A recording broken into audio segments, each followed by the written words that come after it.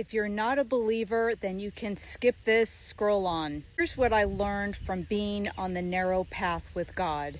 God has specific plans, purpose, and timing for us, but we humans get in the way of that. Why do we get in the way of that? We get in the way of that because we are not flawless. We operate from our thinking system, and sometimes our thinking system is faulty. We also look for confirmation bias to prove that our actions and decision making can be justified. We can do this consciously or subconsciously. You know, like when we cheat or we steal, we lie or we gossip. It takes a resilient person, an honest person, to be held accountable.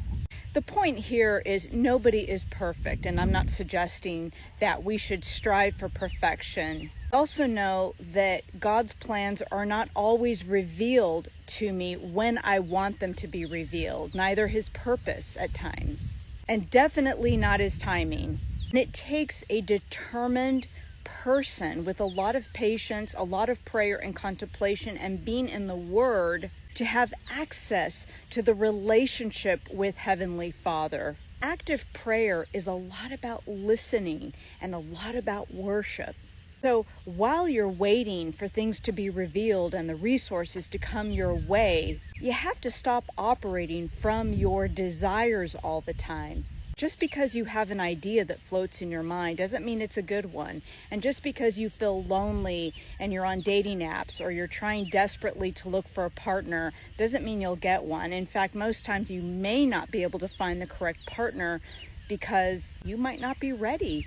And God is refining you. You might have this idea or this desire to go back to university, change careers and study and spend all this money to only find that when you graduate, you can't find that job because at the end of the day, it might not have been his will, but you had to just plow through that, didn't you? It's really interesting to see how some Christians go about doing it their way and do not understand that it is relationship with God and it is his timing, his plans, and that we have to wait. And that when we feel that we don't have breakthroughs, believe me, I know what that feels like. In the meantime, be purposeful with what you do on a daily basis, even if it means making your bed in the morning, volunteering at soup kitchen, doing something for other people, not just for yourself. Learning to wait, I've discovered there's a privilege to that. I've had